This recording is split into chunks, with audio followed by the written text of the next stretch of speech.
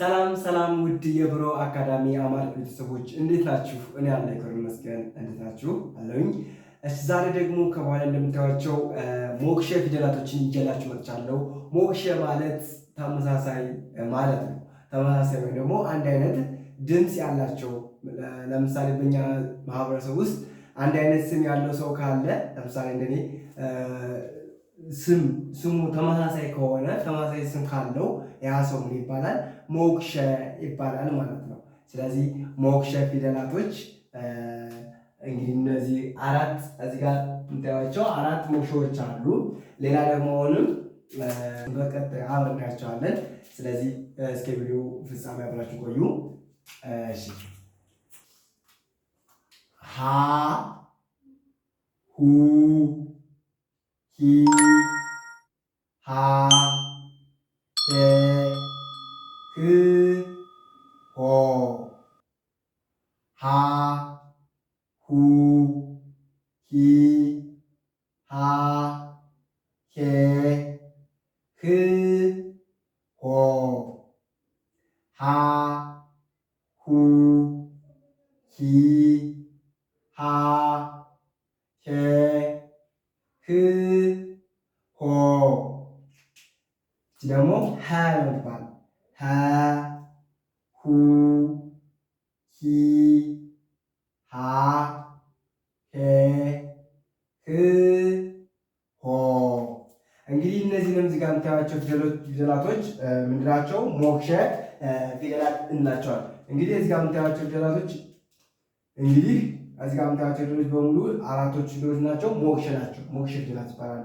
ማለትም አንድ አይነት ድምፅ ያላቸው አንድ አይነት አነባብ ያላቸው ነገር ግን አጻጻፋቸው ግን እየተለያየ ነው ማለት ነው።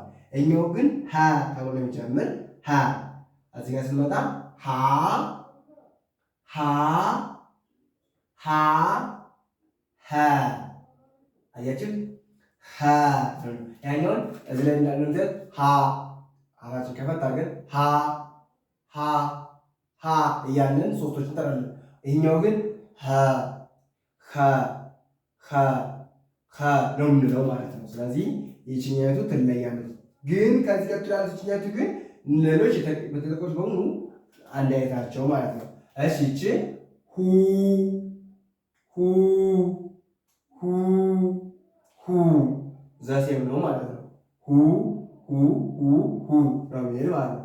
ሶስተኛውም በተመሳሳይ ሂ ሂ ሂ ሂ አንድ አይነት ነው ማለት ነው። ሃ ሃ ሃ ሃ ይህም ዘሴም ነው፣ አንድ አይነት ነው ከሌሎች ጋር ማለት ነው። ስለዚህ እዚህ ጋር ሄ ሄ ሄ ሄ። ስድስተኛውም ህ ህ ህ ህ አንድ አይነት ነው ማለት ነው። መጨረሻው ነው ሆ ሆ ሆ ሆ። ስለዚህ እነዚህ ሞክሼ ፊደላቶች አንድ አይነት አነባብ አላቸው፣ አንድ አይነት ድምፅ ይወጣሉ። ነገር ግን የሚለያዩት በምናቸው ነው? በአጻጻፋቸው። እንደምታዩቸው አጻጻፋቸው ነው ማለት ነው። በአጻጻፋቸው ግን የተለያዩ ናቸው።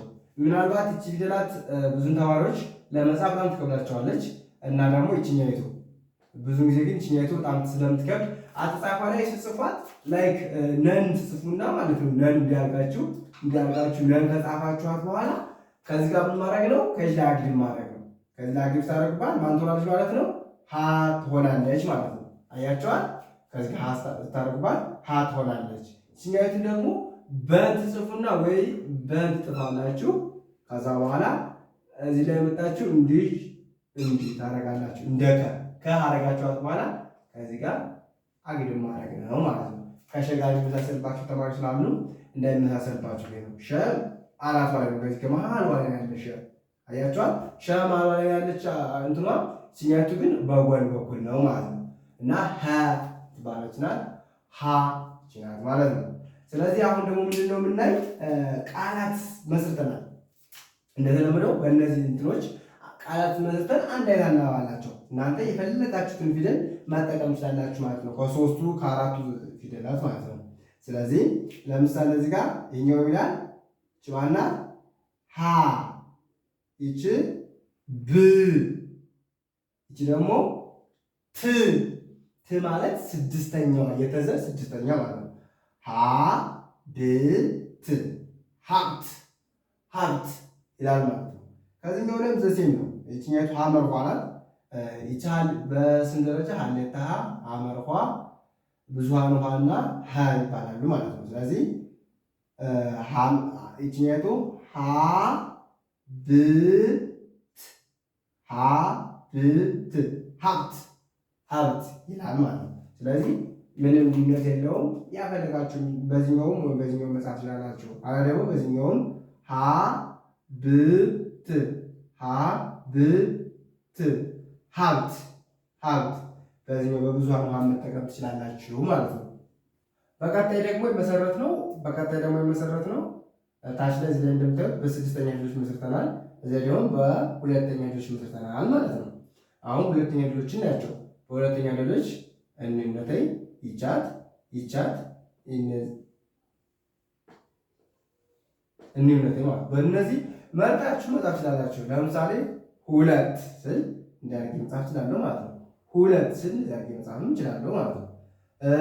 አሁንም ሁለት ስል በዚህ መጻፍ እችላለሁ። ሁለት ስል በዚህ መጻፍ እችላለሁ ማለት ነው። ስለዚህ እናንተ ደስ ባላችሁ ፊደል መርጣችሁ መጠቀም ትችላላችሁ ማለት ነው። በመቀጠል በስድስተኛ ፊደሎች ደግሞ አሁንም መዝተናል። ህልም ህልም ህልም ህልም ህልም ህልም ማለት ትችላላችሁ ማለት ነው። ስለዚህ በእነዚህም መጻፍ ትችላላችሁ ማለት ነው። ስለዚህ እንግዲህ ሞክሼ ብለን ባሉት ያፈለጋችሁ ብትጠቀሙ መርጣችሁ ደስ ያላችሁ ፊደል ለአጻጻፍ የተመቻችሁ ብትጠቀሙ ችግር የለውም ማለት ነው። አራቱን መርጣችሁ እናንተ መመስረት መጻፍ መጠቀም ትችላላችሁ። ሞክሾች ናቸው። እነዚህም ማናቸው? አ ይባላሉ ማለት ነው። እንግዲህ ሁለቶቹም አ ብለን ነው የምናነባቸው። የመጀመሪያዋ ዋናት አልፋው አ ትባላለች። ሁለተኛው ደግሞ አይኑ አ ትባላለች ማለት ነው። ስለዚህ ሁለቶችም ባፈለገን መጻፍ እንችላለን ማለት ነው። እስቲ አብረን እንቆጥራቸውና ቃል ደግሞ አብረን እናይባቸው ነው ማለት ነው። አ ኡ ኢ አ እ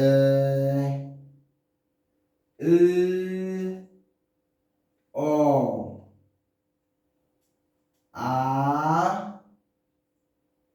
ኡ ኢ አ እ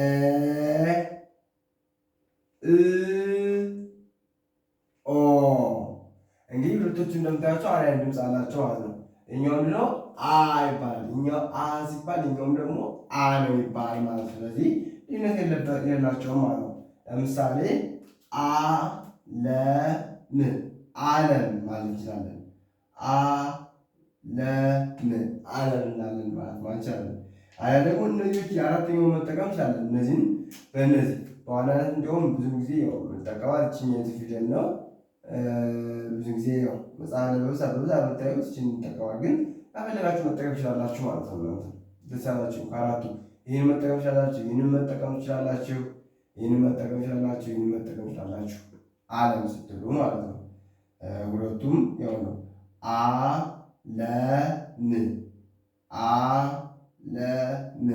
ዓለም ዓለም እንግዲህ ዓለም ይላል ማለት ነው። ይችም ይችም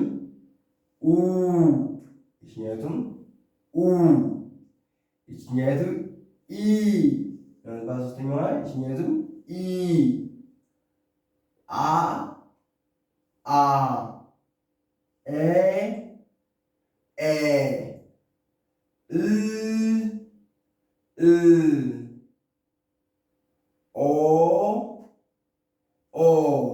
ስለዚህ ሁሎችም ደስ ያላችሁ ከሁለቶች ሌሎች መርጣችሁ መጠቀም ያላችሁ ማለት ነው። ለምሳሌ ምን ማለት ይቻላል? እውነት ብንፈልግ ይችኛቱን ወይም ይችኛቱን መጠቀም ትችላላችሁ ማለት ነው። እውነት እውነት እንላለን። ይላል እውነት እውነት። እኛው መዝጋም እውነት እውነት ይላል ማለት ነው። ይኛውም ይላል እውነት ይላል ማለት ነው። ስለዚህ ደስ ያላችሁ እናንተ መጠቀም ወይም የችኛቱን መጠቀም ትችላላችሁ፣ አይ ደግሞ የችኛቱን መጠቀም ትችላላችሁ ማለት ነው። ሌላ ደግሞ በኡ ብንሰራ ኡ ል ኡ ል ልዑል ልዑል ልዑል ይላል። እኛው ደግሞ ልዑል ልዑል ልዑል ልዑል ማለት ይቻላል። ልዑል ሲል ትባላለች። ወይችኛቱን መጠቀም ትችላላችሁ፣ ወይችኛቱን መጠቀም ትችላላችሁ ማለት ነው። እሺ ከዚህ ጋር ምታያቸው ደግሞ አሁን እነዚህ ምንላቸው እነዚህም ሞክሼ ፊደላት እንላቸዋለን ማለት ነው። የሀዎች 4 ሀዎች አይተናል። አሁን ደግሞ እናያለን ሁለት ሰዎችና ሁለት ጸ እናያለን። እነዚህ ምንላቸው ሞክሼ ይባላሉ ማለት ነው። ሞክሼ ማለት አንድ አይነት አጠራር ያላቸው አንድ አይነት ድምፅ ያላቸው ማለት ነው። ስለዚህ እናንተ ደስ ያላችሁን መጠቀም ትችላላችሁ ማለት ነው። ለምሳሌ ይሄኛው ይባላል ንጉሱ ሰ ይባላል። ይሄኛው ደግሞ ሳቱ ሰ ይባላል። ነገር ግን ስንጠቀማቸው ስናነባቸው ሰሰ ብለን ነው የምናነባቸው። ለምሳሌ አብረን እናነባቸውና ቃል እንሰጥባቸዋለን። ሰ ሱ ሲ ሳ ሴ ስ ሶ ሰ ሱ ሲ ሳ ሴ ስ ሶ። እንግዲህ ሁሎችም ማለት ናቸው። ይችም ሶ ናት፣ ይችም ሶ ናት፣ ይችም ስ ናት፣ ይችም ስ ናት። ስለዚህ ሁሎችም ዘሴ ናቸው ማለት ነው። ሰ ሰ ሱ ሱ ሲ ሲ ሳ ሳ ሴ ሴ ስ ስ ሶ ሶ። ስለዚህ አንድ አይነት ናቸው ማለት ነው። ቃላት እንስጥባቸው እስቲ እታች ላይ እንደምታዩት ሰ ር ግ ሰ ር ግ ሰርግ ሰርግ ሰርግ። እንግዲህ ሰርግ በንጉሱ ሰ የጻፈ ነገር ግን እዚህኛው ላይ በሳሰ መጻፍ እንችላለን ማለት ነው። ሰርግ ሰርግ ሰርግ። አያችሁ ዘሴም ነው። ሁለቱም መጠቀም ይቻላል ማለት እንዳመራጭ። ከላይኛውም ደግሞ አሁንም ሰማይ ሰማይ ሰማይ ሰማይ ሰማይ ሰማይ። ስለዚህ ሁለቱንም ሰማይ ሰማይ ይላል ማለት ነው። ይሄኛው ደግሞ ስጦታ ስጦታ ስጦታ ስጦታ ስጦታ ስጦታ ስጦታ ይላል ማለት ነው። ደግሞ ስጦታ ስጦታ ይላል ማለት ነው። ከዛ ደግሞ ምን ያሉ ሁለት ጸዎች አሉ ደግሞ ይሄኛው ጸሎቱ ጸ ይባላል። ይሄኛው ደግሞ ፀሐዩ ጸ። ስናነባቸው ግን አንድ አይነት ነው፣ ምንም አይለያይም ማለት ነው። ጸ ጹ ጺ ጻ ጼ ጽ ጾ ጸ ጹ ጺ ጻ ጼ ጽ ጾ። ስለዚህ ሁሎችም አንድ አይነት ናቸው ማለት ነው። ጸ ጸ ጹ ጹ ጺ ጺ ጻ ጻ ጼ ጼ ጽ ጽ ጾ ጾ። ስለዚህ እንዳያቸዋቸው አንድ አይነት ድምፅ የሚጠሩ በአንድ አይነት ድምፅ ይጠራሉ ማለት እንዳያቸዋቸው ማለት ነው። ኦኬ አሁን ደግሞ ይቀራል። እስቲ የተወሰኑ ቃላቶች አብረን እንመስርተን እናያቸው ማለት ነው። እሺ ከዚህ ጋር ለምሳሌ ላይ ፀሐይ ፀሐይ ፀሐይ ፀሐይ ፀሐይ ይላል ማለት ነው። ታስቦ ደግሞ ፀሐይ ፀሐይ ፀሐይ። ስለዚህ ፀሐይ ፀሐይ ይላል ማለት ነው። ፀሐይ ፀሐይ ይላል ማለት ነው። ኦኬ ከዛ ቀጥሎ ደግሞ ምን ይላል? ጾ ናት ይቺ ማናት? ጾ ይቺ ጾ ናት። ጾመ ጾመ ጾመ ጾመ ጾመ ጾመ ጾመ ይላል ማለት ነው። ጾመ ጾመ ጾመ ይላል ማለት ነው። እሺ እሺ የዛሬ ትምህርታችን ይህንን ይመስላል። እንግዲህ እነዚህ ፊደላቶች እነዚህን ይመስላሉ ማለት ነው። ሞክሼ ፊደላቶች እነዚህ ናቸው። እናንተ ደግሞ በተቀሩት ፊደላቶች እስቲ የምታውቁትን ቃላት የመሰረታችሁ ኮሜንት ስልክ እናሳውቁኝ። እንዲሁም በኦንላይን በግል ሆናችሁ መማር ለምትፈልጉ ተማሪዎች ስላዘጋጀንን ባላችሁበት ሆናችሁ መመዝገብ ትችላላችሁ። ስር ባለው ስልክ ቁጥር መደወል ትችላላችሁ ማለት ነው። ወይም ደግሞ በዋትስአፕ በኢሞ በቴሌግራም መደወል ትችላላችሁ። እንግዲህ አዋጅ አዋጅ ነግረናል። አዋጅ አዋጅ እየሰማ ሰማ ያልሰማ አሰማ የሚባል ያልሰማችሁ ካላችሁ ትምህርት እንደምንሰጥ ያው ትምህርቱ አዘጋጅተናል። እናንተ እየጠበቀ ነው። መመዝገብ ትችላላችሁ፣ መማር ትችላላችሁ ማለት ነው።